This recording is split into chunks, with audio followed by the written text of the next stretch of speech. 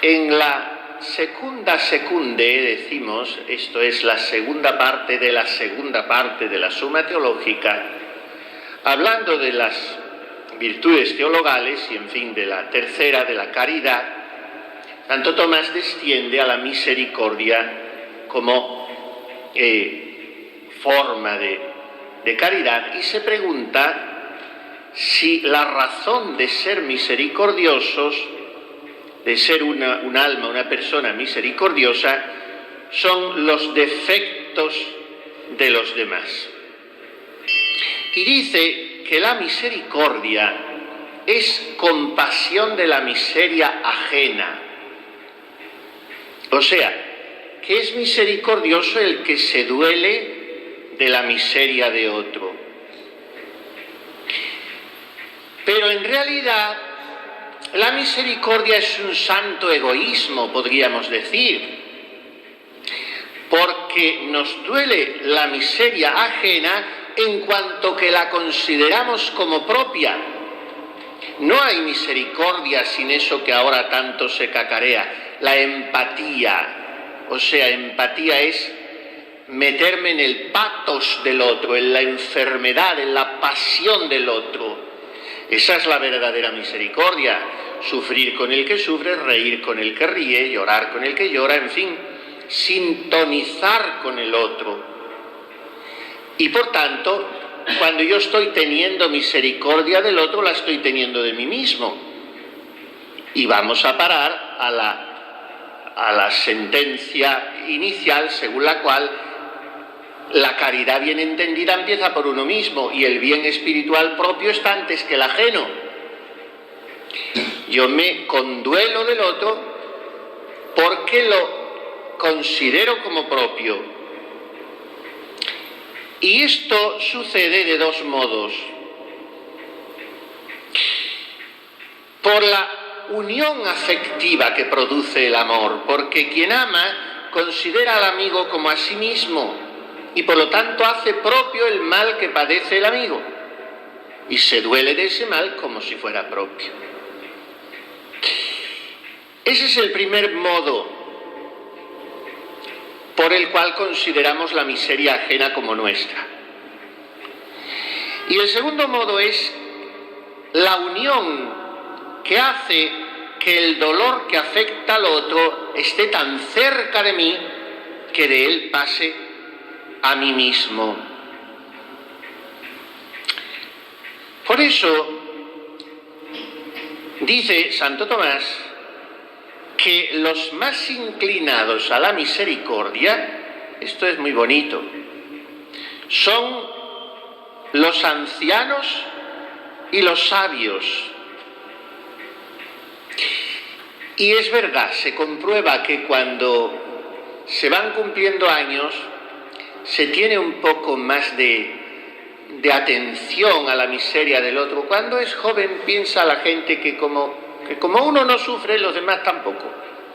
Cuando se van cumpliendo años y acumulando achaques y amontonando disgustos, heridas, frustraciones, pues eso en principio debe hacer más misericordioso, aunque hay gente a la que lo hacen más cascarrabias o más amargado. Pero son los ancianos y los sabios, porque la verdadera sabiduría es la caridad. Y también los débiles son más misericordiosos si es que no son soberbios. Y sin embargo, no tienen tanta misericordia quienes se creen tan felices y tan fuertes que no pueden ser víctimas de ningún mal. Por lo tanto, el motivo de la misericordia es siempre el defecto, o porque se considere como propio, o porque se tema la posibilidad de padecer lo mismo. Y entonces se tiene misericordia del prójimo. Eso se plantea y se responde, como ven, magistralmente, como siempre, Santo Tomás en la cuestión 30 de la Secunda Secunde. Y después, en la cuestión 32, habla de la misericordia, de la limosna. Y claro, en las 10 cuestiones en que lo desglosa, dice que naturalmente el dar limosna es un acto de caridad. Pero en la segunda artículo de la cuestión ya se pregunta si se puede dividir la limosna en varias clases, o cuáles son las clases de limosna.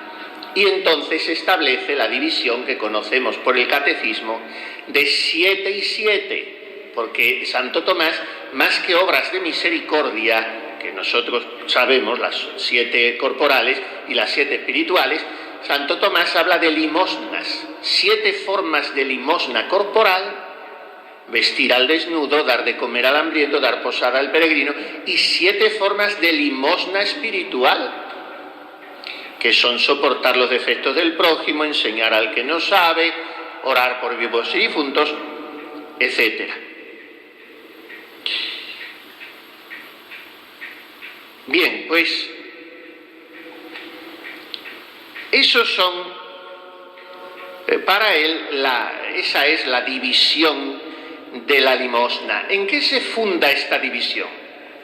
Y explica maravillosamente. Quizá es un poquito complicado alguna palabra, pero creo que se entiende fácilmente.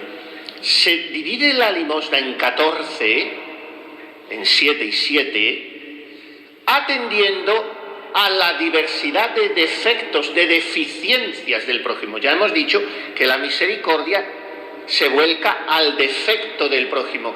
¿Qué es defecto o deficiencia? Que es la misma palabra. Una falta, una carencia, una tara, una laguna en esa persona, y todos tenemos tantas. ¿Quién hay completo? ¿Quién hay perfecto? El que no tiene una deficiencia tiene otra, pero a todos nos faltan piezas. Pues en esos vacíos que yo veo en el prójimo se vuelca mi misericordia, y yo quiero llenarlos con mi limosna. Y depende de los vacíos, así será mi limosna, según los defectos. Y dice, a las deficiencias del alma se ordenan las limosnas espirituales, las obras de misericordia espirituales. Y a las deficiencias del cuerpo, las limosnas u obras de misericordia, aunque él siempre las llama limosnas, corporales. Y después de hablar de las diversas deficiencias del cuerpo, y de esas les hago gracia porque no es el objeto de esta plática, habla de las deficiencias espirituales. Y se socorren de 2 maneras. Se da limosna espiritual de 2 maneras. Una, que es posible siempre y obligada siempre, orando por los demás. A esta limosna espiritual estamos obligados, pero ¿de qué manera está obligada una carmelita descalza? Porque su vida es oración y se ha entregado a eso, a orar por el mundo, por sus hermanos los hombres. En primer lugar, por ella misma, para que el Señor la lleve a la unión con Él y para ser santa. Pero no podría encerrarse en un castillo de narcisismo espiritual. La carmelita descalza está para interceder constantemente y para estar siempre repartiendo limosna espiritual. Ahora están cacareando mucho que mañana o pasado, no sé qué día, es el día de los pobres y la jornada de los pobres, y que ha declarado el Papa la jornada de los pobres. Bueno, está muy bien, los sin techo, los otros, los que no comen, sí, pobrecitos, ya la Iglesia se ocupa siempre de ellos y se sigue ocupando, pero a mí me maravilla que no haya una jornada de la conversión de los pecadores, que es la mayor pobreza que hay. Que no haya una jornada de orar por la conversión de los pecadores, porque la Virgen Santísima no nos ha venido a pedir que deis posada al peregrino. Eso ya lo sabemos que lo tenemos que hacer, practicar la caridad. Pero con la conversión de los pecadores, y para eso no hay jornadas. Pero para la carmelita son las 365 jornadas del año, la de dar limosna espiritual a los más pobres. Y por eso la primera obligación está siempre en línea de vanguardia, de fuego de la batalla espiritual de la carmelita, que es orar por sus hermanos los hombres. Que se lo he dicho algunas veces, por amor de Dios. No orar por mi sobrino, por mi prima, para que se case, porque que se encuentre una colocación. Dejen ese... Sí, por la familia hay que quererla, hay que rezar, pero agranden los horizontes. Que la Carmelita tiene que estar salvando el mundo entero, el que conoce y el que no conoce, que es incomparablemente más grande. Todo entero, no hay límites para la oración. Por tanto, el primer movimiento de la limosna espiritual, orar. Y el segundo, dar un socorro humano, espiritual, pero socorrer positivamente. Y aquí Santo Tomás está genial. Dice que este socorro humano reviste 3 modalidades. Cuando queremos dar limosna, paliar las deficiencias del entendimiento especulativo, o sea, de la inteligencia del prójimo, ¿qué es lo que hacemos? Enseñarle, darle doctrina. Lo que yo estoy haciendo ahora mismo con vuestra caridad es una obra de misericordia, es darle limosna espiritual, darle doctrina, enseñarles cosas que o no las saben, o si las saben las han olvidado, o si no las han olvidado del todo, les conviene que se les recuerden. Dar doctrina es rellenar un vacío. A mí me encanta comprobar que cada día aprendo miles de cosas, todos, todos cada día dicen, no te acostarás sin aprender una cosa nueva. Eso no es verdad. ¿Qué va a ser una cosa? Cientos de cosas nuevas aprendemos cada día. Pues eso está rellenando nuestros vacíos. Por tanto, cuando yo quiero paliar las deficiencias del entendimiento especulativo del prójimo, ¿qué hago? Darle doctrina, enseñar al que no sabe, obra de misericordia espiritual. Si lo que quiero es paliar las deficiencias del entendimiento práctico, que no sabe qué hacer la persona en esas circunstancias, en ese momento, ¿qué es lo que hago? Darle consejo. Dar buen consejo al que lo ha menester. Segunda obra de misericordia espiritual. Por tanto, eso es por lo que respecta a las deficiencias del entendimiento. Después está lo que respecta a las deficiencias o defectos de la potencia apetitiva. ¿Y cuál es la mayor deficiencia de esa? La tristeza. Porque el hombre, ¿qué es lo que apetece naturalmente? El bien, la bienaventuranza, la alegría. Cuando le falta, ¿en qué cae? ¿Cuál es el defecto? La tristeza. Y cuando yo doy limosna para remediar eso, ¿qué es lo que hago? Consolar al triste.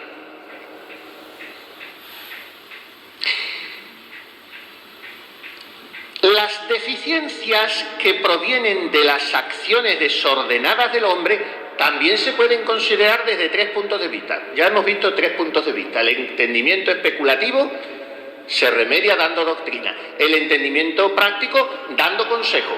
La potencia apetitiva dando consuelo. Ahora vamos a ver otras 3 que provienen de las acciones desordenadas y que se consideran desde 3 ángulos. Primero, lo que procede de la voluntad desordenada del hombre. ¿Y cómo lo remedio? ¿Cómo doy yo limosna a esto? Por la corrección. Si un hermano mío está desviándose por un defecto de su voluntad, yo voy y le corrijo. Segundo, lo que procede del pecado. ¿Y esto cómo se remedia? Si el pecado es contra nosotros, contra mí, yo lo remedio perdonando las injurias. Si el pecado es contra Dios o contra otro prójimo que no soy yo no soy quien tengo que perdonarlo porque no es a mí a quien se ofende. Y si la tercera acción desordenada es el que infiere molestias a las personas con quien convive, y cómo yo remedio eso, soportando con paciencia los defectos del prójimo, sobrellevándolos, sobre todo en los casos en que el prójimo peca por debilidad. Como dice San Pablo a los romanos, debemos sobrellevar las flaquezas de los débiles. En latín se dice imbecillitates, las flaquezas, se dice en latín las imbecilidades de los débiles. Debemos soportar. Pero no solo a esos débiles que resultan pesados, que son los peores de soportar, porque la gente pesada es que no se dan cuenta, es terrible. Lo de ser pesado es terrible. El 11º mandamiento, no molestar. Y lo de ser pesado, es muy poca la gente que se da cuenta de que no hay que serlo. Y es lo más difícil de soportar. Porque el ser pesado es el ser insistente sin necesidad propia. Porque incluso si es por necesidad hay que abnegar la voluntad.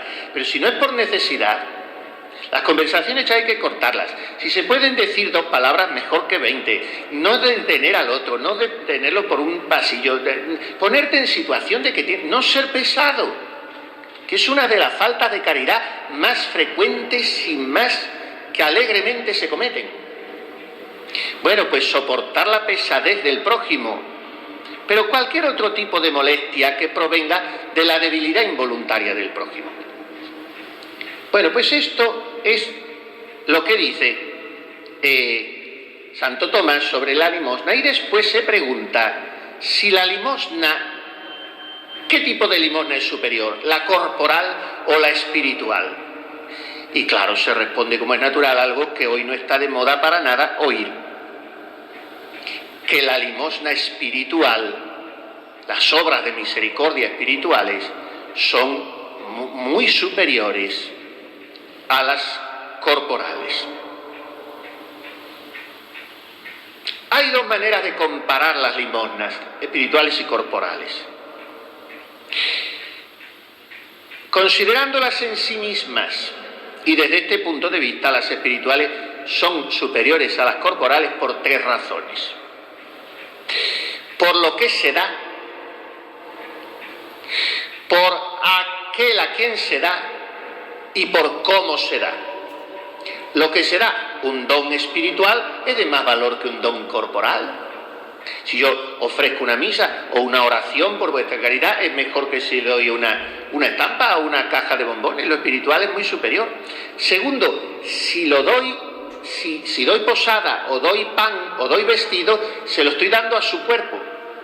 Pero si le doy doctrina o le doy corrección o le doy paciencia, se lo estoy dando a su alma. Y el alma es superior al cuerpo. Por tanto, no solamente según el don en sí, sino según el objeto a donde va a parar el don. Y por fin, según la forma como se da esa limosna, la acción con que se auxilia al prójimo, porque las acciones espirituales son mucho más nobles que las corporales.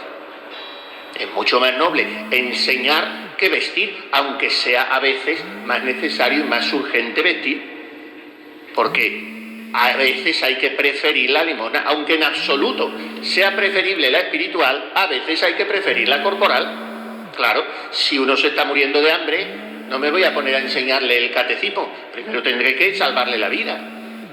Y después, pero eso ya lo indica la prudencia.